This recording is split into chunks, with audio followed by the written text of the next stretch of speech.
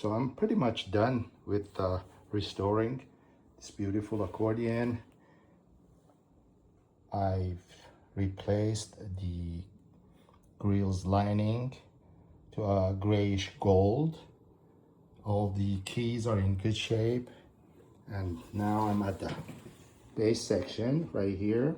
It seems in a very good to be in a very good condition. So I just cleaned it with some IP alcohol and aired it out, and all the buttons work fine. So I'm going to close it up and hopefully I'll play something on it. So accordion has been restored. It plays now. Still got a little bit of leakage on the bass side. I may fix it later. I will just give up, go to the next accordion, and let's try it.